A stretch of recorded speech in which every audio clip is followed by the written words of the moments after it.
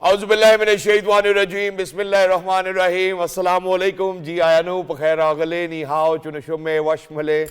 Ohio Gonzaimas, Guten Morgen, Hola, Boyo, Privyat, Kaifahal, Harashuma Chatore, Ahlan Wasalan Marhaba, Buna, Mucho Gracias, Swabia, Bali Kareaya, Hoj Galden and Saya, Huyamora, Chivat, Chihal Jot, Kalimera, Kherutan, and a very warm welcome to everybody who's tuned into PTV World and watching World this morning. I happen to be Shahzad Hasan Khan, and with me, I'm really lucky. I've been joined by my very well-learned colleague, happens to be Miss Hajra Satti. Hello, Hajra. Assalamu alaikum. How are you feeling today, and what's different? Walaikum assalam. Thank you so much for introducing me. Definitely the set is different and we are vibing to the new set. But let's quickly get started with the Pakistan celebrated 23rd March. Yesterday, the officers and the soldiers of the armed forces were awarded military honors by the President of Pakistan in the recognition of their outstanding services. According to ISPR, the officers and the soldiers of the Pakistan Army were recognized for their excellent performance with various honors, including 2 SARA Basalat, 227 Tamgha Basalat, 82 certificates of distinction, 185 Army Chief Commendation Certificates, 23 MUMTAZ military. The spokesperson said that among those who received SARA Basalat were Lieutenant Colonel Muhammad Ali Shaukat Shahid and Sipahi Subhan Mujahid Baloch, Lieutenant Colonel Saeed Kashif Ali Shahid and Lieutenant Colonel Muhammad Hassan Haider Shahid were also awarded SARA Basalat. And yesterday we had a very heartwarming parade at the President House across our neighborhood in the Constitution Avenue, and the entire nation celebrated 23rd March along with the last Ashra of Ramzan. Alhamdulillah, and it's not just that. I think the commonality this time around is that when Pakistan was made back in 14th August 1947, it was Ramzan then as well. And we all know, ladies and gentlemen, that it was the Pakistan resolution or Lahore resolution, which was passed back in 1940 by the All India Muslim League in the last session in Lahore as well. So I think it's all about national cohesion, unity and working together and making sure that we live in a prosperous and developed Pakistan. In addition to this, where everybody was being awarded with Sitara Imtiaz, Hilal Imtiaz and all of these highest civil awards, I've actually kind of submitted my citation as well for pride of performance. But I think in days to come, inshallah, probably we'll reach that milestone as well. Inshallah. Now we will move on to also World TB Day that we are observing on 24th of March to highlight the urgency of eliminating tuberculosis, which is a fatal disease. Millions are affected by TB worldwide, causing severe health issues as well as impacting a person's social and economic well-being. This year's theme is Yes, We Can End TB. Commit, Invest, Deliver. The day offers an opportunity to reflect an ongoing effort and encourage stronger commitment at the local, national, international level to end TB. And definitely we need to be more particular about this disease, because with the right prevention, we can definitely curb the menace of TB. So now, Shahzad, we've often talked about how, the masculinity has become very toxic, right? There are certain elements within that toxicity, right? And one of that is the clinching of our emotions, right? True. And I would want to explore the conversation regarding the prophetic tales, because we have seen, in Surah Yusuf, this is one of the most beautiful surah because it is mentioned in a very storytelling narrative in the Quran, in which Hazrat Israel used to cry so much for his lost son Yusuf alayhi salam that he left, that his entire light of the eye went out, right? So we do have anecdotes from the prophetic anecdotes that, how prophets used to cry and no one used to question their masculinity or mardangi, right? So how did we come up to with this particular notion in the modern day that, men don't cry? True. In order to explore this conversation, the intersection of masculinity at the grief coming from the prophetic tales, we are very glad that we have been joined by Dr. SARA. Syed, Assalamu alaikum, Dr. SARA, and Ramazan Mubarak to you. Walaikum assalam. Jazakallah khair for having me, and Ramadan Mubarak to both of you as well. Exactly. And, I'm just going to request Yusuf bhai over here to please kind of look into it as well, because the volume over here inside our studios is actually a little too low as well.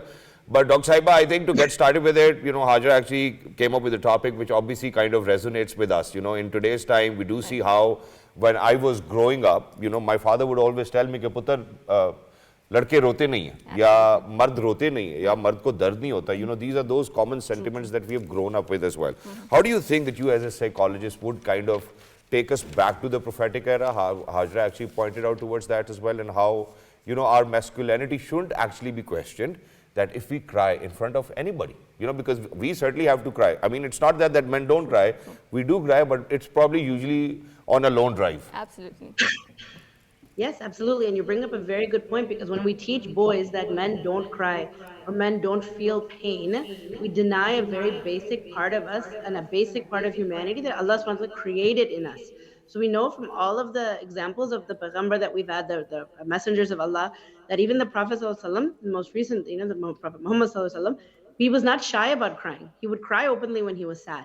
And people would question him. And he had a gentle nature. He was playful. He would laugh easily. He smiled easily. He had this gentleness in him. And this was, again, on purpose. He let his grandchildren play on him. We all know this famous story where he was in sajda and his grandsons were playing on him. And so he let them finish playing, get off, and then he stood up. He didn't scold them. He wasn't upset about them. So different from what we consider masculine today, about being very strict and harsh and firm and that a good father is always very stern with his children or grandchildren. But the example of the sunnah is the opposite, mashallah. And this is so important even physiologically to understand. Allah subhanahu wa ta'ala created crying as a cathartic release for the body. When we cry, when tears are released, men, women, children, anyone, when tears are released, oxytocin is released. Endorphins are released. That helps the body relax. That makes the body feel good. This is why if you cry, you feel tired afterward. You want to sleep afterward. It's very healthy to cry. And when you hold it in, what happens is the opposite. Our stress goes up. Our anger goes up. It's harder to manage the stress. So people who chronically hold in crying because they believe that it's wrong to cry, or that it's a show of weakness, it's a show that you're not masculine or you're not strong, then they believe that I shouldn't be feeling pain. And if I am feeling pain, I need to hide it and pretend I don't feel it, because this is also something wrong in me. And then what happens is that you develop this bitterness, you develop this anger, your hardness inside of you.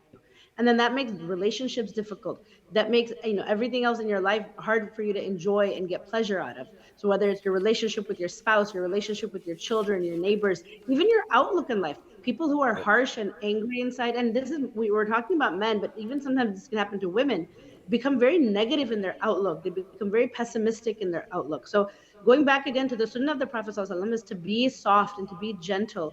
And it's not about wailing or crying inappropriately, right? So when he cried, it was also for some reason, whether it's the sadness of the loss of his son. We know that he cried when his son died. We know that he cried when Khadija radiallahu anha, when she died, when she passed away. These were things that genuinely affected him. When he one time was traveling with the caravan from and they reached the point where his mother. Right, Dr. Sara, so does silently bearing the grief or the bereavement strengthens the men in that particular position, or is it just dressing to cover up your pain, and in the prospect it gives you more emotional wreckages or harms or wounds in the first place? As a psychologist in modern terminology, how would you explain that? So if you're hiding your pain because as a leader, like as a leader of your family or as a leader of a group, you're trying to show strength and resilience, but then later privately on your own, you allow yourself to be weak, you allow yourself, for example, in privacy to cry, that's one thing, right?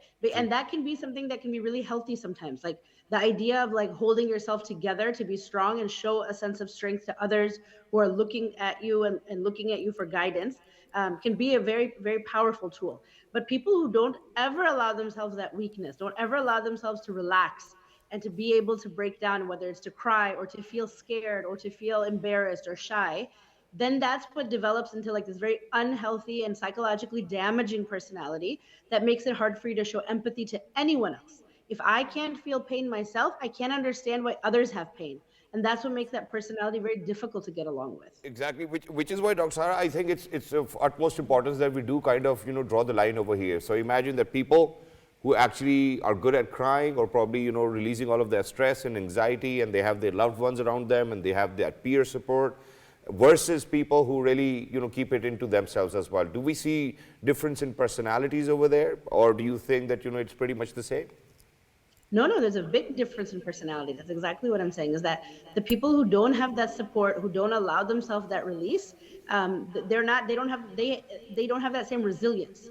People who allow themselves to feel hurt, feel sad, feel scared, and then feel confident again when they're able to get back up again, become resilient. They become stronger. They have more stamina.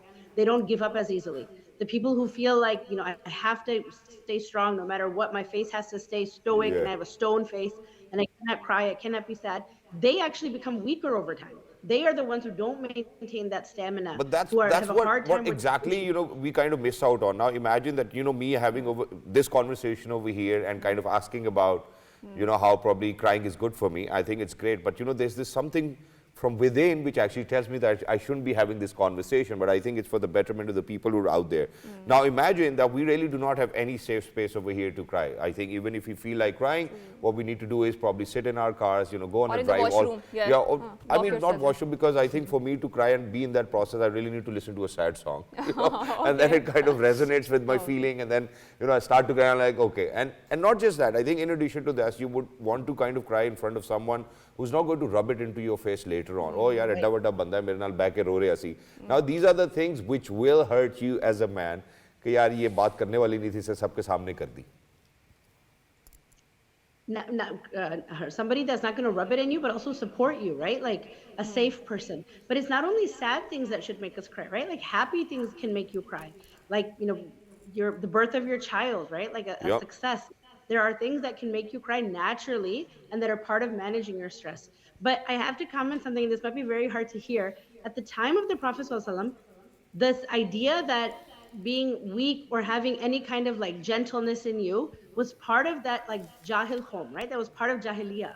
And it was part of Jahiliyyah that, like, you know, gave a higher priority to male children and the way that they lived and the lack of, like, you know, manners they had. And this was part of that. And so his nature, Allah SWT created that gentleness in his nature on purpose to show the difference between how we should be versus what was considered jahil at the time. So, you know, astaghfirullah, I'm not trying to say anybody who doesn't like to cry is jahil or anything like that. But what I mean is it's like a very part of the culture. It's not part of like how Allah created us to be and how Allah created our bodies to need that release. But Dr. Sara, I think like Shahzad mentioned, I do feel that in modern parlance, I would say that men have their own way of grieving, right? So in South Asian culture, it has a very strong shrine culture. I do feel one of the aspects of the grieving is building that shrine culture, shrines of the someone. And I would like to relate to an anecdote of my own father, because when my grandmother died, so I did not see him crying that much. Yes, I saw him once, couple of times, but after that he built a dispensary in the name of his mother, so that, you know, that kare khair would continue till the end of his life or end of this, you know, I mean, how much it can sustain in that point, right? So in modern parlance, how do you suggest, you know, do you feel that this is also a way of grieving by building something of the welfare sort in the name of the deceased one, or is it important, you know, to sit with your emotions and to release your, you know, what do you call it, the tears out, because that's a cathartic process. So how do we reconcile these two very opposite approaches? So actually, I'm not going to consider that opposite. Like from a psychological perspective, those are on the same path. Meaning, like you said, like you remember your father crying maybe once or twice, right? Like for him, maybe that's all he needed. Again, Allah created men and women differently, and adult versus child differently. So he may not have needed more than maybe once, or maybe he didn't need more than just to get teary or to feel quiet 1 or 2 days, right? But then after that, channeling your grief into something healthy, into something productive, whether you're going to do some sort of sadaqah jariyah, and like you said, you know, build a well, build a masjid, donate a Quran, do something to help others, or remember that person and give sadaqah in their name, or do something to honor their memory. All of these are healthy ways of, you know, honoring a lost person. But also in other ways of channeling grief is to do something productive with your time. So again, if we're not necessarily talking about the death of someone, but, you know, you lost a job, you lost a relationship, you had a betrayal by somebody, you're having a hard time in your family, like channeling that energy versus ignoring it. When you ignore it, this is mental. When you channel it, you're exercising, you're trying to be active, you're writing down, journaling your thoughts. Exactly, Dr. Sara, thank you so much for your input as well, and I do believe that it's going to help us. And, you know, while we were actually having this conversation, it struck my mind that certainly I think that, you know, that if men were actually, it was normal for us to kind of see men crying, the preconceived roles of feminist, or no, sorry, I think for women or men would actually be really different within our own society. Because you do have an example to relate to, right? But their lack of the examples also create this barrier between expressing your emotions, and also the idea of the lack of the safe spaces where we can, you know, go there, express yourself, and you would want a good guidance from that, right? Not a bad guidance for that. So I think if we have such sort of conversations, maybe, you know, in the days to come, maybe we might see a change in the attitudes. And the guys really need to stop bullying all of those guys who've actually cried in front of them. Yes, that's definitely. So, Shahzad, we have a very interesting example where US police distributed Ramazan iftar meals. A video of the US police officer distributing iftar meals has gone viral on social media, earning the praise for that gesture. Wow. The heartwarming video shows officers engaging with the community and handing out meals to the individuals observing their fast. The officers' act won the hearts of the netizen, with many lauding the officers for fostering an atmosphere of respect and harmony. Wow. Many others were of the view that such gestures promoted unity and inclusivity during the holy month of Ramazan. Well, I think it's a wonderful sight to kind of see over here, where you know the police guys are actually kind of getting the confidence of the entire community and society to come together. I think it's a beautiful sight. Right, and then now we will move on to cooking conundrum. Aaj kya pakaएं? So Shahzad, we do have this longing for having, you know, very earthen pot wala khana, the gaon ka khana. So in order to revive those memories back, Javed Khalik actually created a beef karahi, and that too in a very village-like setting. So let's go and let's take a look. Wow.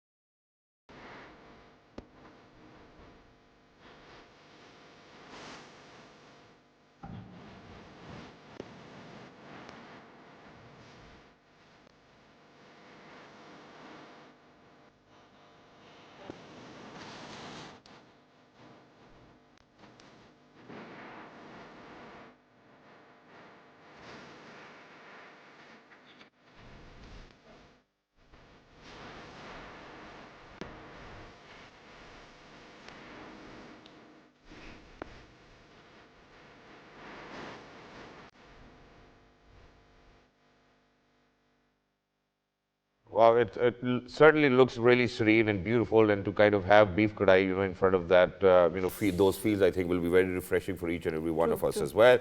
But I think as of now, what we're going to do is that we're going to introduce this wonderful, amazing, full of energy guest. You know, मैं इनको कहता हूँ energy का छोटा पटाखा नहीं होता. I think that's how she is, alhamdulillah. But today the conversation is really different because it's the last Ashra of Ramazan. Everybody's going to the malls and getting shopping and whatnot. So what are the latest Eid trends is something that we would want to kind of unfold with her. Ladies and gentlemen, we're very lucky that she happens to be, or we have been joined by Dr. RUBIA Osman, who happens to be a medical consultant. Hello, assalamu alaikum, how are you? I'm good, thank you. Ji, assalamu alaikum. How do you feel to be a fashion consultant today other than the medical consultant? I was a bit surprised, I won't lie. But I thought I'll put a different spin on it, and I'll talk about how working women and in terms of people in the 20s and 30s and 40s, how they would like to shop for Eid. All right, let's go. I thought, we'll make it so let's get started with 20 first. Yeah, 20s is pretty good. So we really touch this because I wanted to bring, I was Googling and I was trying to research before I came about your topic and what to talk about. And one of the things one of the things that kept coming recurrently was the trends in fashion. So trends in fashion, obviously, aajkal farshi shalwar is like the word, is the in word. But uska ek negative effect hua, which is really interesting. So the more we talked about it, the more people went almost against it or something. And now suddenly this entire crusade started that I'm not going to wear it. So guys, don't be like that. But that's what I got stitched for this Eid. You know, I mean, you're going to see me in farshi shalwar anyways. I would pay good money to see that. So the thing I was going to say was, guys, just wear what you want to wear. So stop being bogged down by trends and stop being bullied into wearing or not wearing it. So if you want to wear it, wear it. If you don't want to wear it, don't wear it. Yeah, that's it. Keep it simple. But what are the other fashion trends that you've seen as a lady? So one of the things that I've noticed is which everybody has unanimously messaged me privately, personally, and in conversations as well, socially, that everyone's struggling to buy clothes this year. So I think the economic recession is hitting us hard. We're working women. We've got to juggle multiple things, spread our budget properly and appropriately. So the money is a very big factor in conversation nowadays, and I think uska important factor ye hota hai ki we can't go buy one single outfit which is going to cost lots and lots of money. True. So what I've told people, and the common theme seems to be, which people have educated me, कि rather than buying a really flashy OTT outfit, over-the-top outfit, we go for something simpler that we can use later on as well. So I think for the people in 20s and 30s, that's a really predominant theme. I think people in 20s and 30s, what they want is, because, you know, specifically people in 20s, because their parents are paying, so they want 3 jodas anyways. You know, पहले दिन का, दूसरे दिन का, तीसरे दिन का, अब्बू जी 3 दिन मैंने नए जोड़े पहनने, अच्छा पुत्र, आओ तुम्हें लेके देते. So I think that's 20s. Let's move on to 30s, you know, where they've just entered into a professional life. You know, they're getting started. They will have people over from, you know, workspaces as well. How do you think that the fashion will actually modify from 20 to 30? So I think it'll become much less flashier, but at the same time, keeping the femininity in mind. So I think the colors will probably take over. So like bright colors for Eid and accessories. I think accessories is the name of the game. Yeah. Right. Everyone's going and investing in more good practical accessories. clothes, right? That one that you can wear to the office as well, right? Absolutely, Because we, absolutely. whenever we are buying, this is the first thing in my mind that something I will buy that I can also wear, and so the more utilitarian purposes. But now, Dr. Ruby, I've also seen that every sort of fashion is in the trend. Long kaftans are in the trend, so are the short shirts, right? So what to wear? I think, Hajra, that's really good. So as like a lay person, as a consumer, I would say that it gives me the choice of picking what I want to, and also what's appropriate for my body type. So for instance, if someone's really tall, they might get away with a long shirt, or they might get away with a really tiny shirt or whatever. But if someone's not that tall, or someone's not that skinny or whatever, there are different limitations. So one of the best parts, I think the best thing that we've done in Pakistan is that we've made fashion accessible for everyone, for any kind. Yeah. So I think that's really useful. And another thing I want to mention was thrifting. So one trend that started now is that people are actually happy to sell and buy used clothes. Yeah. So that's happening a lot love, now. So like people have closet sales, and that makes sure that everybody has access to the high-end designers that you might not be able to go buy, like originally, for instance. True. So I love that trend, by the way. Did you go to that sale on Magla Road I didn't, just but a day ago? Everybody was there. I would have so loved to do that. Though. Yeah, I missed everybody out. was there, Oh, so really? there was this sale going on. I don't know how it all of a sudden popped up. It was in a house or Magla Road, and everybody was there. So, I don't know whether it should be on Crazy. TV or not. But while we are at this intersection, I think for men, fashion does not change. Either it's going to be a waistcoat or either it's going to be shalwar kameez. Do you think that, we can actually one day probably be out of the box and wear something which is very unconventional? People have never thought about it. Probably, a sharwani kurta, something of that sort. Yeah, and it's so difficult. You're so right, Zaidi, because what I was thinking was when I shop for the boys, it's exhausting. It's the same outfit that I'm spending money on every year. Yeah. So why am I spending money on it every year if it's the same With outfit? the same kurta pen. Exactly. I just want to just recycle it, just wear the same outfit again. Right. But I feel sorry for them at the same time. You, however, are very fashionable. So this guy is just like so fashionable. I've seen him in multiple outfits of various kinds. So I Right. think he doesn't have that problem. But as lay people, we are really, really stuck. But yeah, I think this is a very important point. So Shahzad, as a men, obviously, I think that there's an entire market of the men fashion brands out there, right? So, what is your choice? Or do you prefer like comfort and ease over like what's trendy, Yeah. or is it other way around? I think this has given me a beautiful opportunity to market my own self. So I've introduced my own brand with the name of Shahzad. And what we are doing is that we are rolling out hand-painted kurtas. So, this time around on Eid, obviously we're launching it on Eid as well. So I'm going to wear it and it's going to be everywhere. So it's Farshi Shalwar with a short shirt, hand-painted short shirt. So I think that's great. But I think for men, what matters the most, it's not about the kurta or the color. What matters the most is probably, your shoes and your watches. That's it. Okay. So I think on Eid particularly, that's And exactly cars one thing that also. we are actually Yeah, kind of yeah. looking into, Right, because with that you can have a bit of variation. Shalwar kameez, everybody is wearing shalwar kameez. And probably, even on the first day of Eid, you will see 3 more people wearing the same shalwar kameez. So I think we're just fine with that, because everybody is going to go to the same shops, get the same kurtas, whatever they like, and so towards the end it looks like as if going Fauji party ho rahi hai, because everybody looks the same. Yeah. But I think this is something, there's slightly a different attitudes when it comes to the women, because if they see, that someone is dressed in the same attire from the same brand, there's a bit of a competitive layer. I know you pale jab maina pana si. So Dr. Rubia, let's talk about, for what do you recommend, like which particular, in terms of, your shirt length, which particular brand, or not brand exactly, like what is your own choice in terms of that? You guys probably noticed already by now that I wear everything and anything as long as it looks good. That's all that matters. Right. I don't care how much it costs. Well, I do care how much No, it but costs. you it's wear very expensive. gracefully. I think that's the point that we want people to kind of get to. No, thank you so much for that. My main thing usually is, I won't lie, that I should be able to wear it in everyday practice. So if I'm wearing something for an event, I want to be able to wear it to work as well, which is really important for me, because I think otherwise that outfit is going to be completely wasted. So I do have this one which is a bit shrunken now, thank goodness, over time, but a shrunken wardrobe that has these clothes that are for events. And those events almost never come. And when they come, then you go buy another event outfit. So I feel like that's such a waste. So those are the ones that I would, like for instance, sell, or I would give away, or the ones that I don't find much use of. And I also feel that over-consuming is really bad now, because we have this habit that we'll buy 20 outfits and then we'll go buy another 20. And then it shouldn't be like that. We should be able to re-wear things year after year. No, but it's justified now, because imagine that you're on TV as well, almost every other day you're on TV, we are on TV, and for us to kind of be on TV, I think there's a way of kind of letting people know that, okay, you know, this is the trend that, you know, that these Yeah. clothes that we are wearing these days as well, I think it's in the market and everybody should go and get them as well. I think it's more of marketing too. Absolutely, and also to rewear. So like I am now consciously trying to rewear an outfit, and then I make sure that I mention that I wore this before and I'm wearing this again for another important event. So that it's not the end of the world if you end up rewearing an outfit, it's fine. Right, let's also Usman bhai, I hope you're listening. So I It think does not apply to him. So I think we also need to talk about this, you know, lawn trend, because you know every summer there's a crazy, I would say, atmosphere where people are flocking, women or ladies are flocking towards these. Do you feel that, you know, because of this inflation, or maybe because, you know, it has reached its, like, you know, zenith stage, that trend of fever is, you know, going down a little bit? Thank goodness, yes. I want to say yes, and it's just in time when I moved back. So when we were not in Pakistan, we heard this all the time, and I couldn't relate to it. That people were buying these thousands of rupees worth of lawn outfits they would wear like for just probably a few months, not even a few months, a few weeks. And then I couldn't understand that concept. But now, luckily, I think the youngsters have come and changed the trend. They don't want to buy those like, super expensive outfits. They don't want to buy that wear once only and then, you know, like get rid of outfit. And I think that's really sensible. Right, and I think one last question before we wrap up our segment, and that is that, you know, how Pakistani fashion designers, they are making their waves across the globe, right? And it's not just, you know, the Pakistani community that is wearing that, expat Pakistani communities, everyone is going for that, you know. So you have lived abroad. What is in that Pakistani fashion designer making trends, you know, that is so enticing about जो जोड़ा यहाँ 17,000 का 150 pound का No, but thank you so much for bringing this up. You know, I actually have goosebumps right now.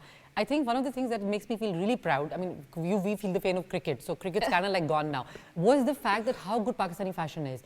I have friends from India, I have friends, so I lived in India briefly as well when my father was posted there. Even at the time when I lived in India, and as well as the Indians that were in England, they used to love our outfits. They would come and ask me, and our fashions are so similar if you would think, but they would still say that your shalwar kameez, nobody beats that, your dupattas are like the best that are there. And we're talking about people who actually have similar kind of, you know, like trends in their own country. And Goras, obviously, they absolutely love it. I think our fashion designers are incredible. The young girls who are coming up, the previous ones, the more experienced ones, they're all completely superb. Exactly, and very quickly, you know, thank you so much, Dr. Rubia, for being with us. Lovely to be in conversation with you. And since we moved on to newer set, you know, so we're just still managing time as well. But so, you know, we do have another guest as well. But before we move on to our other guest, ladies and gentlemen, what we really need to kind of talk about over here is how we've always been sharing that, you know, how Ramazan is in Turkey, how Ramazan is in Russia, how Ramazan is all over the globe. So today we are actually going to a very different location, and that actually happens to be Morocco, if I'm not wrong. Bosnia. It's actually Bosnia. Okay.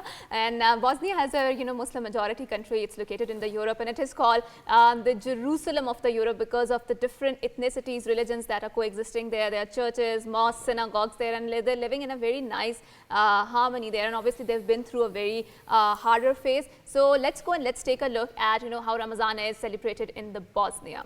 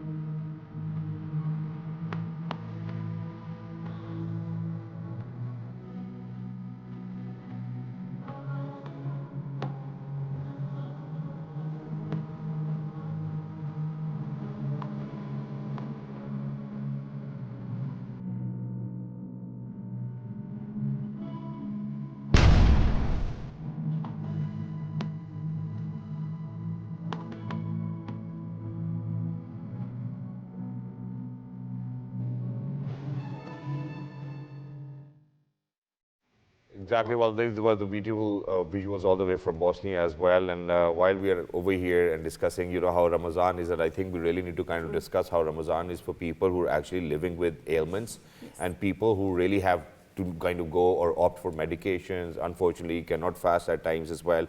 So in particular, what we're going to do today is that we'll be talking about people who actually suffer from any sort of illness which is related to their kidneys and how they can probably have better routine, if it's possible for them to fast or not, and to kind of answer these questions. We're very lucky that we have been joined by Professor Dr. Sajid MUMTAZ QAZI, happens to be the former chairman, head of urology department at PIMS. Assalamu alaikum, sir. Good morning. How are you feeling today? That's a lovely moustache, sir, that you're wearing. Thank you very much for your compliments. So, Dr. Saab, let's unfold this conversation, right? So for people who are fasting in the Ramazan and who have these like chronic kidney diseases, you know, what do you recommend about them? Thank you very much, first of all, for having me here at your show. Kidney disease, to speak with, it's a general term.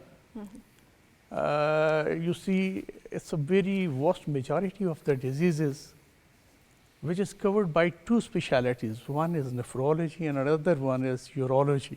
Yep. Nephrology is the medical counterpart of urology, where we consider all the diseases of the kidney which can be treated with medicines, or the people who are concerned with doing this dialysis.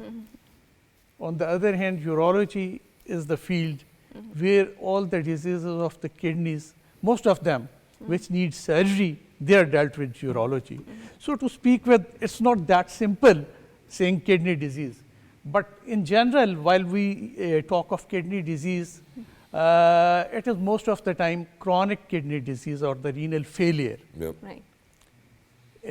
Again, So what caused, because we're exploring it, I think a lot of people actually watch us, and we go out in 46 different countries. What causes renal failures, unfortunately? Is it our diet? Is it our routine? Is it the regime that we are in? So what are the causes which actually lead us towards kidney failure? the most common causes, which are the leading causes of renal failure, is diabetes all over the world. Okay. The second one is hypertension or the high blood pressure. Right, right. Then comes, say, this inflammatory disease of the kidney, immunocompromised patient, and autoimmune disease. And next to that is stone disease. So these are the leading causes of renal failure. But then renal failure can be divided in two, say, stages? Yeah. Okay. One is acute renal failure. The other one is chronic renal failure. Usually the patient with diabetes, hypertension, stone disease, and say this autoimmune disease, they present with chronic renal failure. Okay. While acute renal failure can be set due to any acute episode of blood loss, due to dehydration, due to heart attack, and sometimes due to some inappropriate medicine. Okay.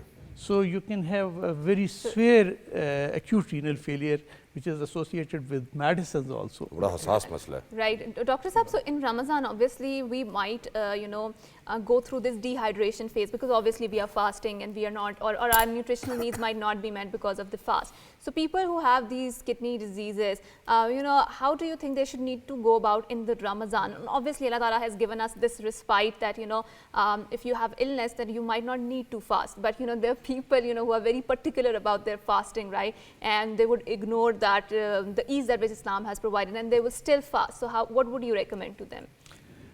I would not generalize this statement, but I would say that especially the patient with chronic kidney disease, which are in stage, chronic kidney disease which is divided in, say, five stages, stage 1, 2, 3, 4 and 5. Stage 3, 4 and 5 are more, say, serious one. So I would recommend that especially those patients with early kidney disease, they may not, their case may be individualized. Okay. We need to tell them to have this fasting along with certain precautions. Right. But the people with the stage 3, 4 and 5, they should in true sense not fast. Exactly. Rather, Allah has given them exemption from this. Thank you so much, sir, for saying that, because we had this conversation on our Ramzan Pakistan transmission where, the Maulvi Sahib actually said, or Mufti Sahib actually said, that it's basically a 320 rupees if you cannot fast for one day and for one person as well. So multiply it by 29 and just pay the money to somebody else as well, and Allah allows us to do that. So very quickly, how can any individual who's sitting back at home can actually check if their kidney health is okay, other than going to any test? Because over here we do not have any culture of going and getting ourselves tested, even though, me, Hajra, we always make sure that we kind of promote that this culture needs to be around. Can anyone identify while sitting at home that, okay, yaar, meri kidney mein shayad koi masla ho? Well, if say, signs, symptoms? There are many signs and symptoms of the kidney disease. Initially, to start with, I would say that the patients who are having this diabetes or the blood pressure, Yep. or the other diseases which I already told. Autoimmune talked about. stones, yeah. Yeah, they must get their renal functions done, Okay. say at around about 6 months interval or at least yearly. But on the other hand, the healthy people who are concerned about their kidney health, if they are having some say kind of pain, or God forbid if they are having some symptoms like loss of appetite, nauseating feeling, not having the food, then they should get their kidneys test done. Again, if they are feeling some different symptoms in passing urine, or they are having say some difficulty in passing urine. Yeah. And the color of urine, does that identify something? Color of the urine up to some extent, if it is very light, very watery, then one can think of it. All right, wonderful. Thank you so much, Thank sir. you And so very much. quickly, one last question, and that is that we over here, we do not have a very amazing system of kidney transplants because we are only allowed to take kidney donors, and that too from within the family. Do you think that this needs to change? Do you think that we can come to a point where it can be an organ in exchange of an organ? Do you think that that the world really needs to move towards this direction so that we can save more people? Yes, especially here in our country, there is a very big problem, especially with the patients with renal failure. True. I've seen the very young people dying of renal failure and not getting a kidney. Yeah. So I think systems should be slightly improved. Allow us, yeah. Allow us. Although initially it allowed us to transplant, say, emotionally related kidneys, but unluckily here in our country, you say everything. And there is, unfortunately, I have to say this as well, and there is a parallel system which is working illegally, and Oh, yes, there are the people black who are market. actually implanting kidneys, taking a lot of money from them, and then, finding it out. I don't know how it actually works, but there are authorities out there to look into it as well. But thank you so much, Dr. Saab, for being Thank with you us. so much. Thank you. Lovely to be very in much. conversation Thank you with so you. much. And sir, all this time, because alhamdulillah, your mustache looks so nice. I was having OCD. मैं छेड़ना चाह रहा था छेड़ के देखोगे ये बड़े perfect haircuts हैं. But thank you so much Thank for you. Thank you joining very us. much for your company. Thank you so much. And with that, we will end up a program. Until next time, it's a goodbye. Allah Hafiz and Ramazan Mubarak and good morning once So again. please make sure that you write to us at worldthismorning@ptv.com.pk. Until next time, look after yourselves. Allah Hafiz, Ramazan Mubarak.